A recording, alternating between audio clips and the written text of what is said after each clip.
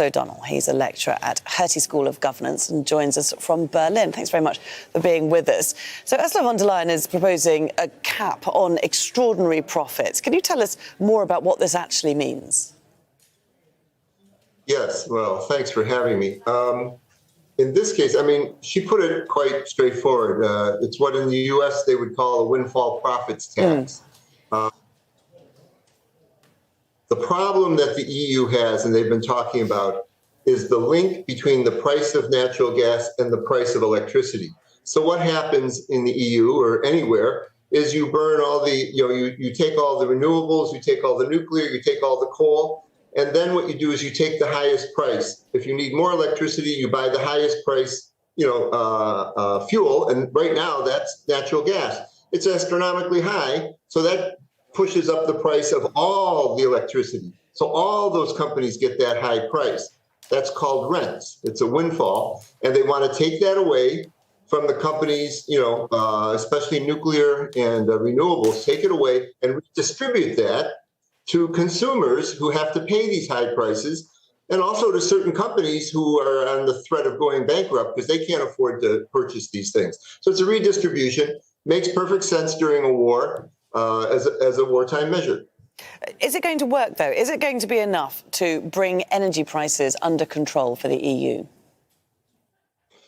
Well, here's the problem. They decided, and for a reason, there was differences over this. There was a split whether to simply cap the price of the natural gas that's purchased, whether it's from Russia or from all countries.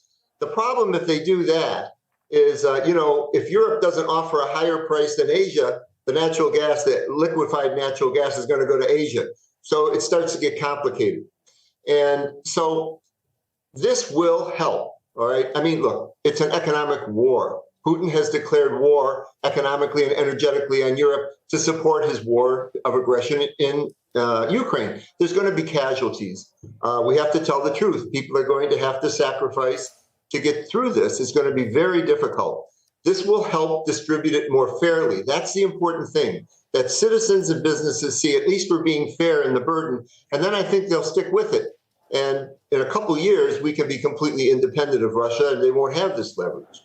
How hard is it, though, to bring all EU countries on board with these sorts of policies? Well, I mean, it's no secret. I mean, I would, first of all, give some perspective here. Everybody thought there's no way you're even going to get the EU to put unified sanctions, but that was accomplished.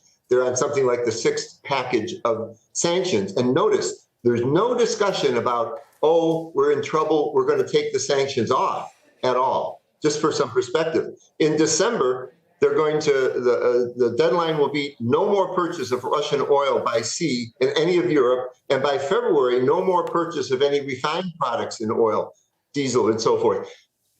So of course, countries like Hungary, who Mr. Orban, for his own opportunistic reasons, thinks he can have special relations with Putin and play some game. In turn, he passes this natural gas he gets from Putin onto Serbia, where there's, pro-Russian, national chauvinists.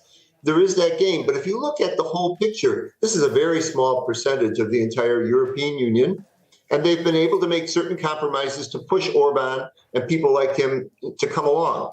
So I'd say it's going pretty darn well right now. OK. Thomas O'Donnell, great to speak to you. Thanks for taking the time to join us from Berlin. Thank you. The president of Egypt has met the emir of Qatar, Sheikh Tamim bin Hamad Al Thani, in Doha. The two-day visit by Abdel Fattah al-Sisi is his first trip to Qatar since he took office in 2014. It comes after years